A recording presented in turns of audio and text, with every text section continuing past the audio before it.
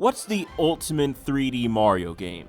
It's a debate that's been around for years, and one that's bound to pick up again every time a new one is released. Now, I've talked about a few of these games before, and originally my intention was to cover each entry before presenting my conclusion. But the main reason why I changed my mind is that critiquing Mario games in any unique way is nigh impossible at this point. Everything about them has been picked apart, scrutinized, and debated over the years. Also, if I'm going to present constant comparisons, it's probably best to keep them in one video. So, without any more pretense, for my 50th video on this channel, I played all the contendable 3D Mario games to find out which one was best. And here are my thoughts. Without further ado, let's get started.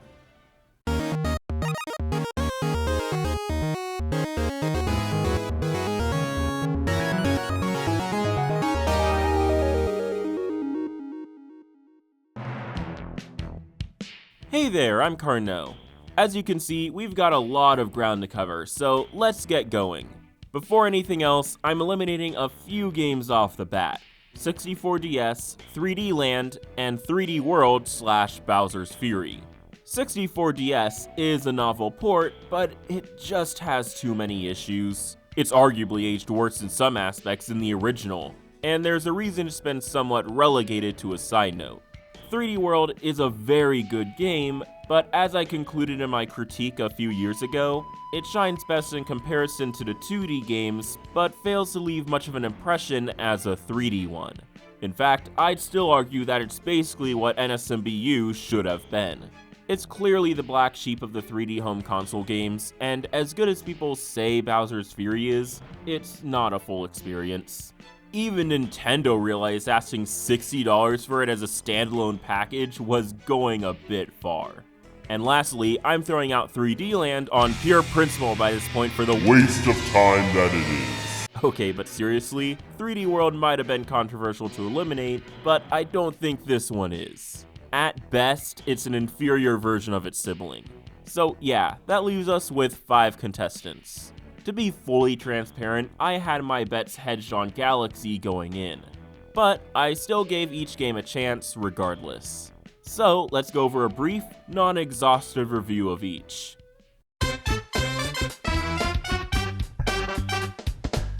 Super Mario 64 is an absolute classic. It's purely out of obligation at this point that I mentioned how it revolutionized 3D platforming for an entire generation, introducing many players to the control stick, camera control, and more. Many are quick to point out how good Mario feels to control, with a treasure trove of moves for almost any situation. The sandbox design allowed players to collect several stars out of order, encouraging exploration. It was a clever way to save space on the cartridge, save development time, and yet give players an ample amount of content. For its time, this game was the top of its class, and even today, it's basically a must-play for any fan of video games. But that's not the whole story, is it? Over the years, it's becoming more and more common for people to point out in just how many ways the game has aged, and I'm not just talking about the graphics. The controls are a big one for me. Upon replaying it, I was surprised just how long it took for me to adjust. Watching gameplay videos and speedruns makes it seem so smooth, but in reality? Well, they weren't terrible or anything, but they were just bad enough to drive me up the wall. And sure, there's probably a small part that suited me playing it on the Wii U, but you don't hear anyone complimenting the Nintendo 64 control stick either. Take this red coin at the beginning of the first Bowser level. While I wanted to grab the coin and then walk in the other direction, Mario seemed to almost casually stroll in an arc that ensured my demise. In fact, anytime I went to do precise platforming, it was like pulling teeth trying to make sure I didn't fall into the void. Sure, the controls feel good when you're in the open fields of Bob-omb Battlefield or sliding down Cool Cool Mountain, but by the time you go upstairs, the levels start having sections that feel almost unfair. Tiny Huge Island in particular was the biggest pain to navigate when giant. All it took was one unlucky bonk and you'd have to restart the entire 100 coin mission. It's a shame too, because these are the stages that actually start challenging your platforming skills. Tick-Tock Clock especially had the potential to be one of my favorite stages, but between the unforgiving controls and the punishing level design, I can't help but dock points. Again, this review is not comprehensive, but I feel that people tend to remember Mario 64 at its strongest, which is pretty much every part of the game until you go upstairs. And to the game's credit, you could say that's not too bad, because out of the 120 stars total, you only need to get 70 of them to reach Bowser in the Sky. This means players can skip stages like Rainbow Ride in favor of exploring more of earlier levels such as Wet Dry World. This non-linear format would go on to inspire most of the games that followed it. So in the end, I think that's what 64's true legacy is. It was a revolutionary game that laid the groundwork for the series and 3D platforming as a whole. It doesn't introduce any insane gimmicks, but represents the gold standard. But when it tries to push the player, that's when it falters, leading to many of its stages disincentivizing the platforming part of Mario, which is a platformer series. Don't get me wrong, it's still a great game and I 100% it every time I go back. It's just that we're talking about a series with arguably one of the highest bars to clear of all time. And while we could handwave many of its issues for all of its innovation, there's no real denying that the other games have and will age better in almost every way. Which is unfair in a sense, but it really can't be helped. Maybe it's just because I wasn't there when it launched, but that argument can only take you so far. Almost every game ever is built on something before it, so to give Mario 64 critical immunity would be equally unfair to the almost 30 years of games that came after it. So, with respect, no, I don't think Mario 64 is the ultimate 3D Mario game. So, let's move on to its sequel.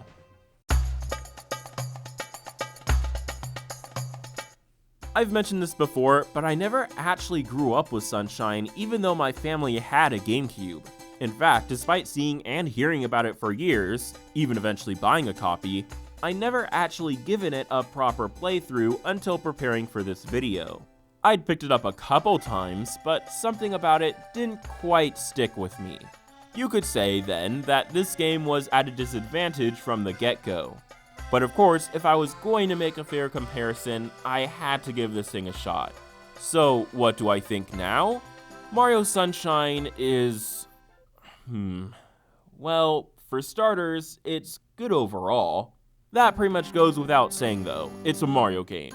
To be honest, even after sitting with my thoughts for quite a while, I'm still kind of mixed. Well, let's begin with the obvious. The presentation is leaps and bounds better than 64, just by virtue of being on better hardware. Going from that game to this opening cinematic almost had my brain do a double take. Plus, the movement is so much better here. Sure, the long jump is missing, but the spin jump is more than a suitable replacement.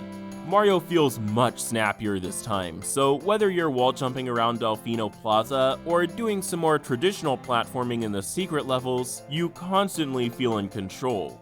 With only a couple exceptions, every death feels like your fault. Of course, I've got to talk about the biggest addition, Flood. It has two main extensions to Mario's moveset: a general dowsing nozzle that replaces Mario's attack, and a hover nozzle, which can be used as a jump corrector, momentum killer, or a vertical attack. There are also a few side mechanics. The rocket nozzle is used to gain insane amounts of altitude, and it's pretty fun when you first unlock it. But it won't be long before you're ready to switch back to the hover nozzle again, since this is way more context sensitive. There's also the turbo nozzle, which propels you past certain gates and lets you run on water. Honestly though, I probably used it around 5 times in my entire playthrough.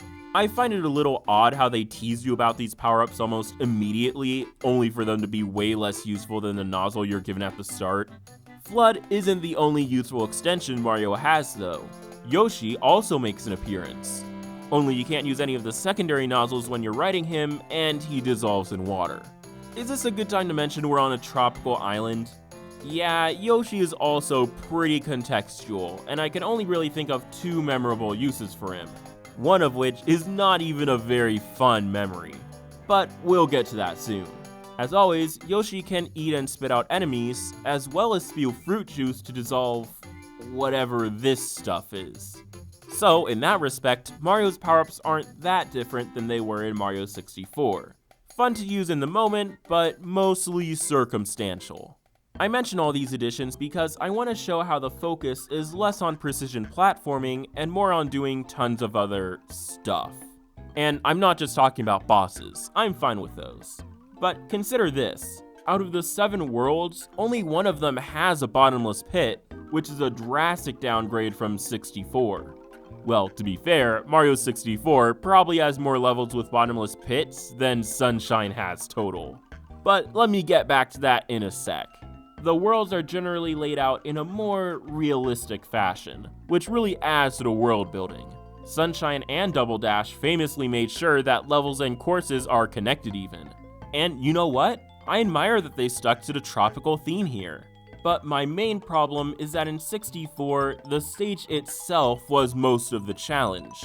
Say what you will about climbing Tall Mountain several times, but it was at least a platforming challenge. Meanwhile, the missions, now called episodes, focus more on something happening in the same location. In Gelato Beach, you need to knock off a bunch of cataquacks so that the sandbird can hatch. Another time, you're stopping a rampaging Wiggler, and for a third, you're racing Il Pianta up the hill. Probably the biggest test of your platforming skills. This is a double-edged sword. On one end, it's great that the developers could experiment so much, and this game probably justifies its episodic format much better than 64. Levels are sometimes completely changed from one mission to another. On the other side though, it seems the actual platforming has been relegated to a side focus. Or maybe more accurately, it's now just one of the many styles the game tries to balance. The obvious example would be the icky paint-like goop. It's an odd focus for your game, to say the least. It's relatively harmless, but it seems to just add an extra step to the platforming, as well as justify the introduction of mostly ignorable monsters. When the game does focus on platforming with the secret levels though, they're some of the best parts of the game. Are they the most challenging thing ever? Not really, but they were pretty fun for what they were. They take away all of your tool extensions and place you in an abstract void with some type of pure platforming challenge. Again, they highlight just how much Mario's movement has been improved since 64. And I'm not the first to point out that they feel like a prototype for Galaxy. Every time I saw a title mentioning a secret, I knew I was gonna enjoy that mission. Except for that janky one where you climb the Boo platforms. Is it just me though, or do these levels feel slapped on somewhat?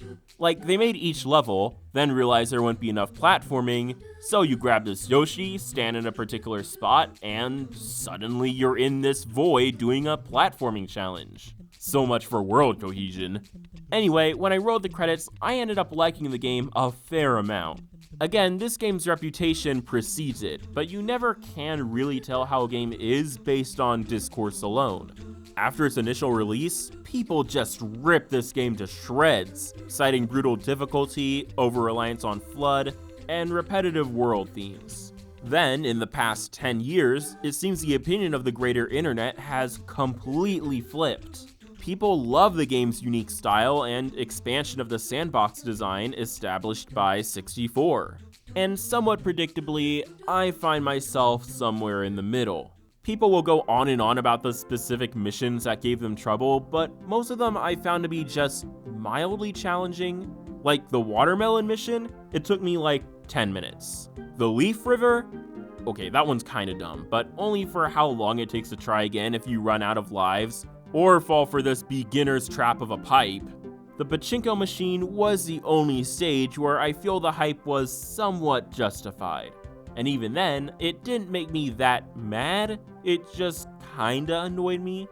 Now, it may sound like I'm puffing out my chest to brag about not finding a Mario game very hard. I'm not. In reality, I suspect these missions have just been hyped up over the years and echoed by people who found it hard as kids. Because if I were 10 years younger, I probably would find this game pretty challenging. But let's not get carried away here.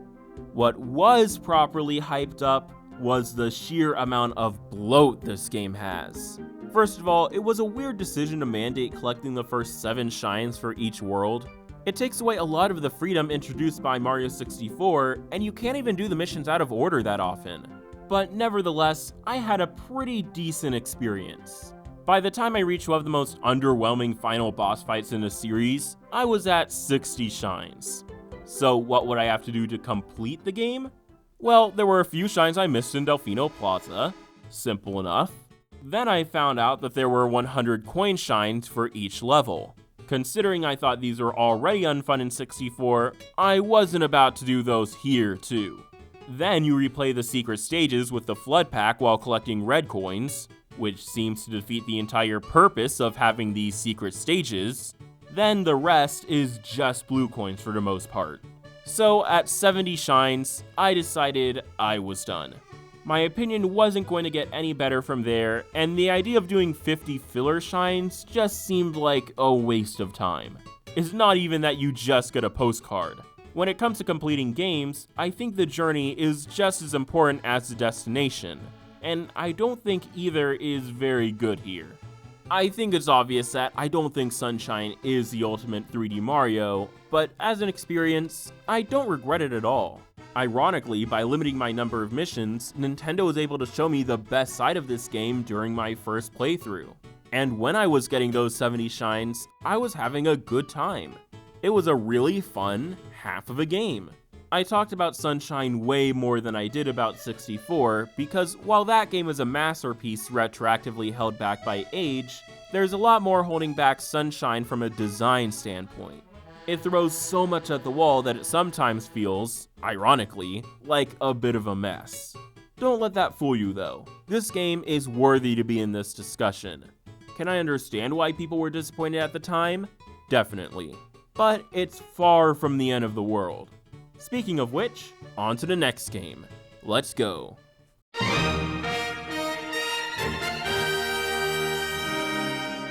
Super Mario Galaxy marked a significant change in the focus for the series. Its levels are much more linear than 64, to the dismay of many, but what it loses in freedom, it gains in sheer creativity.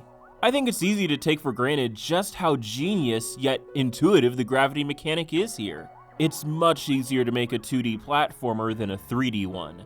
You can place unique obstacles and platforms that every player will face. So it could have been easy to basically invent an entirely new genre when working on 64. It's also why I don't blame Sunshine for doubling down on that winning formula. Give the player a sandbox area to run around in, add in a more straightforward translation of the 2D games on the side, and presto. But Galaxy is a game that I feel truly saw the realization of what a 3D Mario game could be. For example, I remember going over to a friend's house one afternoon as a kid. I must have been 7 or 8 years old at the time, so while I certainly loved video games, my experience was pretty limited. Anyway, I saw him playing this Mario game, and he eventually let me try the first mission in Good Egg Galaxy. I started running around and taking the pipe to the underside of the first planet, but at that point, I was stuck. I had no idea how this planet system worked, so I didn't even approach the edge. Why would I? If you jump off the edge, you die. Duh. But there was nowhere to go, until my friend told me to follow this path running along the wall. I was doubtful, but I made Mario follow it until... Holy cow! My mind was completely blown. This is a game where everything I knew about physics was called into question. Look at this! You can't do this in LEGO Star Wars 2! You can't just drive on the wall in Mario Kart. I think even Nintendo knew just how much of a leap forward this game was. In their E3 press conference, they basically backhanded Sunshine. It's like they're saying, alright, that one didn't count. This is the real sequel. How many courses did 64 have? 16? Maybe 20? We eat 20 courses for breakfast. Try 42 on for size. Those are some cute boss fights we made before, huh? Well, we turned them all up to 11. Except for that engine room boss. The unlock structure? We got it. The varied locations? We got them. The varied soundtrack? Oops, we just hired an entire orchestra to make one of the best soundtracks of all time, while simultaneously making what's basically a second theme for the series at this point. Okay, obviously I'm being shamelessly biased here. I think we're all going to be soft on our first 3D Mario game. But let me slow down a bit and break down its key elements. What's great about Galaxy is that it takes the best features from its siblings' level progression. For starters, it follows Sunshine's episodic formula for each star. In each main level, there are 3 missions you have to do, but each takes you to a completely different planet. They still can share a theme, but each time will be different, so no fighting the same boss 2 to 3 times in the same level. However, you still need to look around because there might be a secret star. Maybe there's a hidden launch star in a sparkling rock, or a hungry Luma. It gives a reason to slow down every once in a while. The only problem with this system, in fact, is that Mario now moves much slower than he did before. And that makes sense. If you could take off at blazing speeds like in Sunshine while simultaneously being pulled in a million directions from each of the different planets and platforms, it would be pretty hard to control where you were going. Again, we're focusing on the pure platforming here, not an open beach. But the game designers seem to recognize this, so they sprinkled in some larger planets while bringing back 64's unlock structure. I'm surprised I don't hear more people bring this up when talking about the game. After the first couple missions, you always have options on what level to do next. For example, if you don't like the motion control levels, you can simply avoid them. And it's even better than in 64 because there are over twice the amount of levels to choose from. People often look back at this game like, yeah, it's good, but that's when the series became linear. As if linearity is a bad thing in itself, but even still, sure you can't just go to a completely unrelated planet, but the unlock structure is probably the most open the series has ever been. Okay, let's cover another big point, the prankster comets. Are these things filler? Well, kinda. It depends on how strict you want to be when describing filler, and many of these fit the bill better than others. For example, the Cosmic Comet offers an entirely unique challenge that I honestly wish we saw more often. But the Speedy and Fast Foe comets are pretty redundant. I'll defend the Daredevil comets though. They add an extra layer of challenge to each boss, and with a bit of practice, they're quite manageable. With the exception of the Melty Molten Galaxy mission. But let's be real, the most controversial one is the Purple Comet. These take the place of 100 coin stars, and in my opinion, are much, much better. On the bigger planets, they force you to explore the entire area, while in others, the mission is basically a skill challenge. Dreadnought Galaxy was always a personal favorite of mine. And finally, there are missions where there are more than enough, and you just have to collect 100 under a time limit. Yeah, the bigger planets can be a little slow. Getting 100 coins in Sea Slide Galaxy is pretty tedious, for example. But most of the others I'm completely fine with. All in all, I'd probably say about 12 or 13 of these Prankster Comet stars are not that fun to play. And while I'd love to say it doesn't matter because you can just do other missions anyway, the 7 purple coin missions are exclusive to the post-game. Still, we're talking 7 stars out of 120, and even then, the term filler is somewhat nebulous in a game where almost everything is optional. Like in Mario 64, I'd call the 100 coin stars boring filler, but I'm sure others would disagree. The term only really becomes more concrete when we're referring to stuff like Sunshine. Now then, let's talk about the last big point people bring against this game, the New Game Plus. After collecting all 120 stars and defeating Bowser again, you can replay the game as Luigi. There's nothing much changed here, only a few small differences. Most prominently, you get the trademark higher jump and slippery controls. On top of that, they also changed the cosmic races to make the opponent more intelligent. Not counting the name changes for some missions, that's really it. And I won't pretend this is the best reward of all time. But all the same, it was pretty rewarding on a first playthrough. Anyone who takes the time to 100% is going to be a fan and will most likely want to play it again at some point, especially if you were a kid who mostly had to wait for Christmas and birthdays for new games. But that's not what people are upset about. Once you 100% the game a second time, you unlock a secret 121st star, the Comet Festival. It's just a purple coin mission that reuses the intro stage, but I treat it sort of like a victory lap. The real treat is getting to see and talk to all the different characters you've met along your journey. And you even get 2 postcards sent to your Wii. One for Mario and one for Luigi. And thus, here's a problem a lot of people have. In order to play all the content the game has to offer, you have to complete the whole game twice.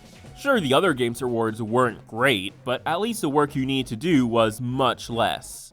While I can see where these people are coming from, I mostly disagree. First, as I mentioned with Sunshine, there are 2 factors to consider when judging a game's completion reward: what you get and what you had to do. With that game, not only did you just get a postcard at the end, but you also had to grind through 50 to 60 stars of nonsense. Nobody really complains about 64's completion reward, except Luigi enthusiasts, because it's more about the journey than the destination. If you told someone that all they'd get was different ending dialogue and a sparkly jump, they'd probably still enjoy the game enough to not feel cheated. So turning the focus back to Galaxy, the victory lap you unlock is really more of a cherry on top of the sundae. The sundae isn't going to be any worse without that cherry. The game is fun, and playing as Luigi is really just an excuse the developers gave you to play through it again. Now, to be perfectly honest, would I have allowed you to access a secret mission after completing the game as Mario? Probably, but I don't see how people can hold it against the game that much. I feel like a lot of the mentality comes from internet discourse convincing people that they have to see everything, or else they didn't really play the game or give it a fair chance. And I'm fairly certain that if they had excluded this mission, people would be complaining just as much that you didn't get anything. So in that sense, I feel like it's a lose-lose situation. With all that said, I hope I've illustrated why I find Galaxy to be the best contender for the ultimate 3D Mario game so far. Sure, there are problems with it, but they're extremely minor and everything else works in its favor. The story is bigger, better, and to a significant extent optional, and as any kid can confirm, having a giant supernova that resets the universe is just about as hype as you can get. Maybe if you really dislike the motion controls you could complain, but it's highly subjective, and again, most of the unique uses are optional. Still, I find them pretty fun. Props to the surfing missions especially. And for the other uses, especially shaking the spin, I just don't get the arguments unless we're talking accessibility.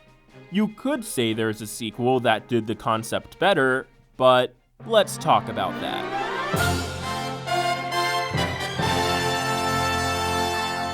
When people bring up Super Mario Galaxy 2, I feel a lot of them just treat it like it's more of the same thing.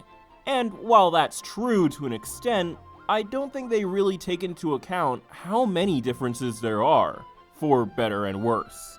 Talking positives, we see a ton of new mechanics. Yoshi's the obvious example here, but there's also the new power-ups like the Rock Mushroom. I always love this one. You feel so, well, powerful. But of course, the other big power-up here is the Cloud Flower, allowing you to go some insane distances without touching the ground.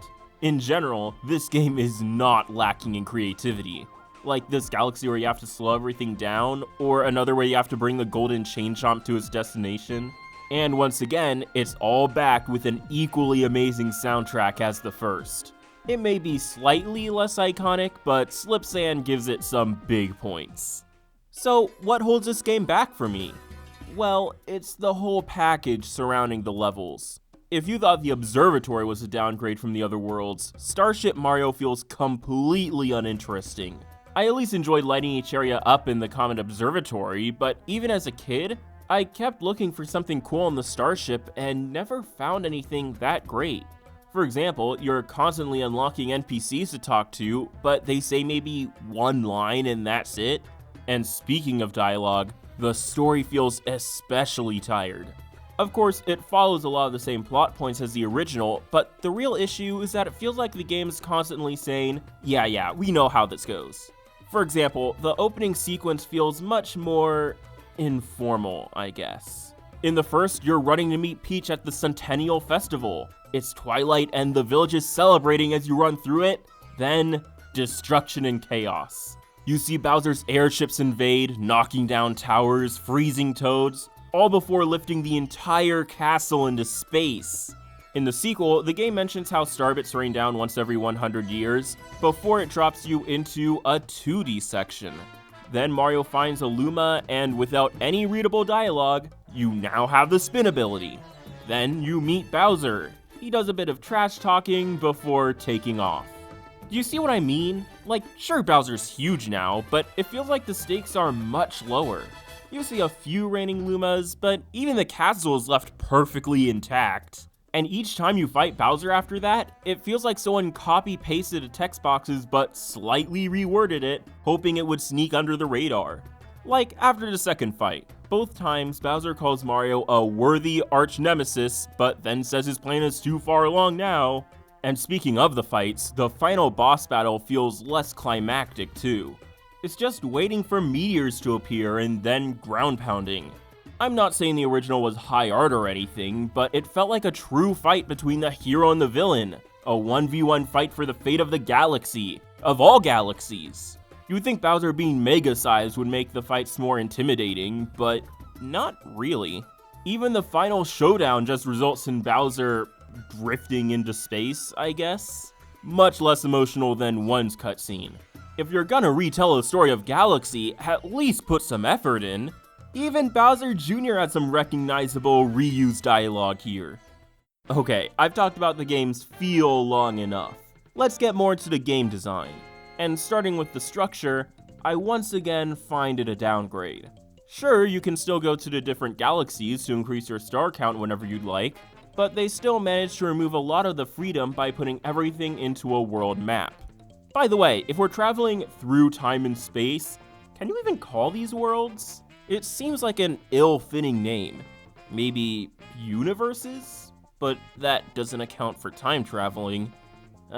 Whatever. I'm just being a semantic pedant at this point. Anyway, my point was that even if you have enough stars, there are a ton of mandatory levels this time. In the original, if you love the terrace and fountain levels, but for some reason despise the kitchen, you could just complete those and skip that dome entirely, save for the boss. Here, I guess it's really important that I go to this specific galaxy because I can't advance until I do. And while they still keep the star limit checkpoints, the presentation makes things feel much less free.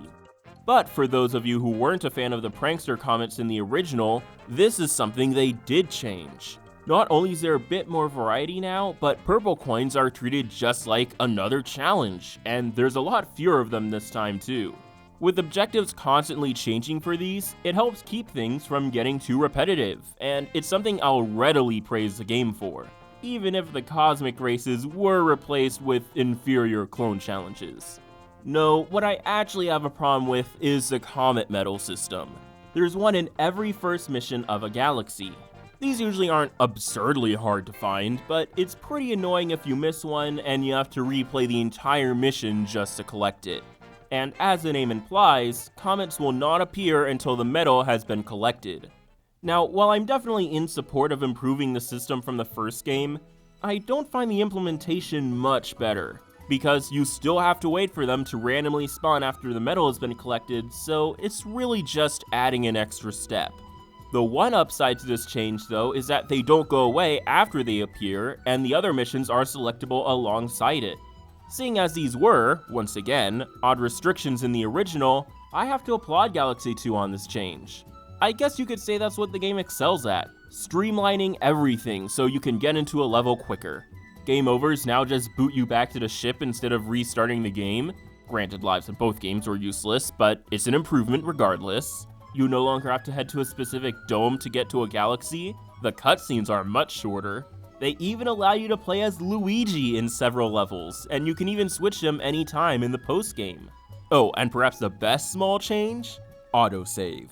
I wanted to mention more of what this game improved because I'm about to mention one of my biggest problems with Mario Galaxy 2, the post-game. If you thought Galaxy 1's post-game was filler, I disagree, but just wait till you see this. After getting 120 stars across the 48 galaxies, you refight Bowser again. But after that, 120 more green stars appear. That's right, for every star in a galaxy, there's a hidden green star. And these things are absolute nonsense. It's not like these are different or even remixed missions. They just took a level, slapped a green star on it, and called it a day. And while some are in clever locations, a lot of them are in some really cheap spots. Slipsand Galaxy comes to mind, where 2 separate stars are on this slide, where there's no way to see them until it's too late. Some of them are right next to the regular star, so you have to go through the entire challenge again. Plenty are in the same mission, so you have to do the same level multiple times. And you always have to keep an ear out for their twinkling noise, or else you may pass them by and have to restart the mission all over again. These things aren't bad in the way that Sunshine's blue coins are, but talk about a cheap way to pad the game out. I'd rather just play the whole thing as Luigi again.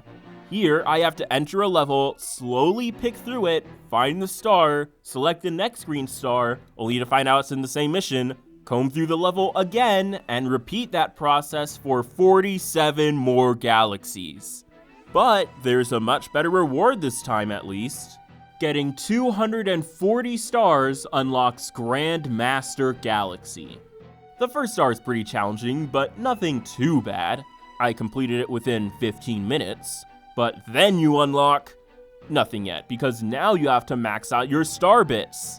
So it's time to replay some levels again! But then you unlock the Perfect Run, one of the most infamous Mario levels. It's certainly a formidable challenge, though doable, and you even get rewarded by Rosalina joining your Starship crew. It's definitely the best reward out of any 3D Mario game. But is it worth it? That's what I was asking myself. Was it worth doubling the game's length through the most nonsense artificial means possible? Well, here's the way I see it. You'll go through the Green Star Challenge not because you like playing what feels like a poorly made ROM hack, you're purely doing it for the reward. If you had just gotten a postcard like the last game, there's no doubt that the effort required to get it wouldn't match up. Again, anyone playing 64 Galaxy to completion probably cares more for the moment-to-moment gameplay than the reward. Whereas in Galaxy 2, it feels like a chore you begrudgingly do to unlock that last challenge. In other words, I always come back to Galaxy 1 every couple years, and always play it through to the finish. I don't see myself doing the same in Galaxy 2 for the foreseeable future. If I really want to play through the Perfect Run again, I'll just reload my old save. All this is to say that I don't think Galaxy 2 is a failure in any way. It does plenty of things right, and in a few aspects outdoes the original. But there are some key things this game is missing that I think makes it slightly inferior. Again, it's hard when you're comparing against one of the best games of all time. Mario 64 is short enough where you can beat it in a day or two as a casual fan. But when a game is the size of Galaxy or Galaxy 2, spanning a dozen, if not dozens, of hours for a casual playthrough, it's more of a commitment, and in that case, I'm just more likely to pick Galaxy 1. Admittedly, my main objections amount to the feel of the main game and the shameless padding of the post-game, which probably will be much more contentious points than those I made for Mario Sunshine, a game that is both short and padded. Still, I would consider it a contender for the ultimate 3D Mario, and I'm not capping. That was a terrible transition. I'm sorry. You know, the internet seems to be kinda split on Super Mario Odyssey. I think many of us remember the hype cycle, watching the trailers over and over again, fishing for any information we could, all until that big night.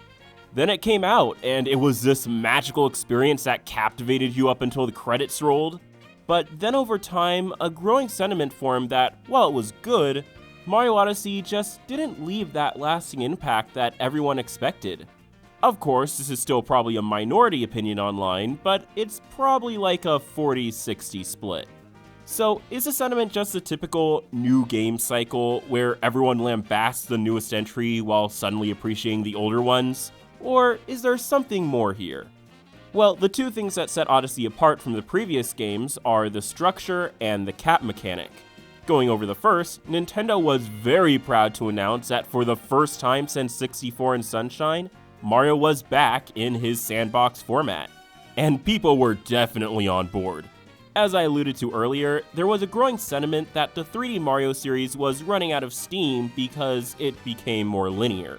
And while Nintendo never explicitly said that, they did make this graphic that lumped one of the best games in the series with the worst, at least partially implying the same thing. Looking past that offense, yeah, this game is definitely more open than its contemporaries. But I think it's still slightly more linear than it lets on, namely with the linear world order. It's a big contrast to 64, where you unlocked levels in batches. Furthermore, you can't even go back to the previous levels to grind. For example, I find the Lake Kingdom to be relaxing. So relaxing that I like spending as little time there as possible. But the moon requirement is per kingdom, so I can't just bypass it with Sand Kingdom moons. Luckily, this isn't a big issue. The game is well paced enough that if you just do the main missions for each world and do a bit of sidetracking every once in a while, you'll be fine. I'm just saying that the game as a whole is a bit more linear than the games that inspired it, especially when it gives you an optional order only twice in the entire game. What is more open, and closer to 64, is the world design. But even then, it's different enough where I'd say it's hardly a fair comparison. In any given world for 64, the greatest thing you could find was a star. But there were only 6 of them per world, some of which were inaccessible depending on the mission, and the worlds were much smaller at that. In Odyssey, there's way more than 6, but the worlds are of course much larger. The ruins in the Sand Kingdom would be an entire level in 64. In Sunshine, you might be able to throw in the town. But there are more than just moons to find. You'll also find regional and universal coins, which unlock cosmetics in the shop, if you care about that sort of thing. Personally, I view the stuff in that shop as a checklist. I get the coins, I go down the row, I buy everything, and I never think of it again. Here's the thing though, as little as I care about the stickers and costumes, I like that you at least have something to do with your earnings. Now, there's actually a reason to explore the area, even if you won't always find a moon. As I stated earlier, one of Sunshine's biggest problems, at least in my opinion, is that it took the emphasis off the platforming, and instead you're doing a bunch of different stuff. And on top of that, there's no real reason to not go where the game tells you to. This game constantly rewards you for exploration while still changing parts of the map, while also recentering its challenges on platforming. There's one more thing I want to talk about that surrounds the game's structure though. When I think of Odyssey, I usually picture the Sand or maybe the Luncheon Kingdom. A lot of them, though, aren't really worth talking about. I've bullied the Lake Kingdom enough, but what about the Lost Kingdom? It was probably lost because there's nothing interesting there. Or the Snow Kingdom? The main storyline is fun enough, but I never want to stick around once it's done. By the way, speaking of that place, Bowser steals a frosted cake from them. But why are the civilians so bummed about it? Couldn't they just make another one?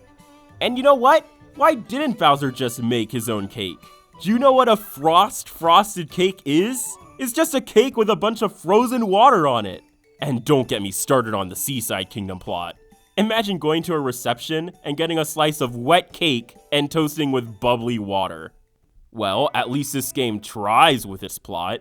Chasing Bowser around the world before having a showdown on the moon is certainly interesting. But my point before I get sidetracked was that I just think a ton of the worlds are too small and or not very interesting. In fact, the only worlds I give the exception to are the Cascade, Sand, Forest, and Luncheon Kingdoms. Of course, it's a subjective argument, but even New Donk City, which is probably one of the most interesting locations, is maybe half the size of the Sand Kingdom at best. Next, let's talk about the capture mechanic, the second of Odyssey's major changes. I won't go into the specifics too much, but I will say it was definitely a fun novelty. There are tons of creative uses they found, so things never feel stale. The 3D Mario games have always varied in how they implemented power-ups, but this system feels the most fleshed out. But while captures may seem new and exciting, they're usually just as restrictive, if not more so, than the abilities of old. You can only really use something in its specifically designed context, and it's for this reason that I feel it would be cool to see the system replaced, or at least heavily altered, next time. For example, what if Cappy could turn into a hat that represents any enemy you've met? Maybe you throw him on a frog, and from then on he'd be able to turn into a frog hat. This frog hat would then give Mario the same abilities as he would if he were a frog. Of course, you'd only be able to wear one hat at a time, and maybe there'd be some kind of restriction. But wouldn't that be such a cool iteration? It would be like the mask system from Zelda. Anyway, all this is to say that Mario Odyssey's additions are fun, iterative, and novel. They may have their downsides, and I can personally think of some improvements I'd make, but nevertheless, its main game is good enough to put it right next to Galaxy or Galaxy 2. Until you get to the post-game. Now, this game is interesting because there's basically 3 rewards. At 250 moons, you unlock the Dark Side of the Moon, which is just a boss rush and a bunch of hint art. Then after 500 moons, you unlock the Darker Side, which is the classic final level. It's difficult, but in an endurance way, not so much in precision platforming. Nevertheless, both of these are pretty fun, and I definitely say the rewards are worth it. But then, if you get to 999 moons, a top hat appears on Peach's castle. You also get a postcard. This reward, in my humble opinion, is not worth it. Consider that by the time you get to 500, you've pretty much done all the natural exploring you're probably going to do. Most of the interesting stuff has been found, and you're just left to run through the same worlds you've already combed through, or single-handedly fund this Toad's livelihood. But I wouldn't recommend doing that too much, because 100 of these moons are bought in the shop, meaning you've got to save up at least 10,000 coins. There are also tons of achievement moons to get. You've probably heard this complaint before, but this postgame is probably the worst since Sunshine. I'd personally recommend just stopping at the Darker Side, and I think that's what Nintendo expected most people to do. But if we're comparing postgames, I'd rather replay Galaxy or Galaxy 2. I got everything after 2 years of occasionally chipping away at the moon counter. I'm happy that I have a complete save file, but I don't think I'll ever do that again. Not after last time. So, to finish up my thoughts on Odyssey, I think it's more of a sequel to Sunshine than even Nintendo realized. All the best parts are during the initial playthrough. You can continue playing after that, but eventually it slowly devolves into pure filler nonsense. Except where Sunshine had too little content, Odyssey has too much, almost twice as much as it probably should. But it's still going to be a great experience to whoever wants to just see the credits roll and then stop playing. In fact, I was surprised at how much fun I was having replaying the game. But it's been at least over 4 years, and playing through the worlds again, I was having a great time, and occasionally even feeling a little nostalgic, which was really weird. So now that I've gone through all 5 of these games, which one did I find the ultimate 3D Mario? Well, sorry Sunshine, but you are definitely the last one I'd say deserves the title. With the sheer amount of filler and somewhat of a loss of focus, it's just not cutting it. Next on the chopping block is 64, and the sad part is that it's mostly not even the game's fault. Sure, it has some questionable missions, but the main thing is that some of it just hasn't aged well. The controls just aren't that great for precision platforming, especially nowadays, and the physics and collision just don't feel fair sometimes. Sorry 64. As for the last 3 games, it's a tie! Okay, just kidding. We're in far too deep now for a cheap answer like that. That's why I'm cutting Odyssey. It's the post-game that does it in. At this point, I just can't ignore it. Don't get me wrong, you could make complaints about all of these post-games, but Odyssey is probably the worst of the 3 in this regard, and that means it's between Galaxy and Galaxy 2. And at this point, it's a bit easier for me to conclude that Galaxy is the winner. Again, 2 has plenty of fun and unique ideas. I would not blame anyone for disagreeing with me here. It takes some of those small problems Galaxy had and fixes them up, but it exchanges them for new problems, mainly a slightly worse structure, a serious loss in story and general presentation, and most notably, a vastly worse postgame with the green stars. In a way, the decision I almost have a harder time with is deciding whether 2 or Odyssey is my second favorite. At any rate, there you have it. Super Mario Galaxy is, in my opinion, the ultimate 3D Mario game. At times, I was uncertain, and even now, I'm a bit hesitant to single out this one game as the best. You could make a serious argument for any of the top 3. But if I had to make a decision, this would be it.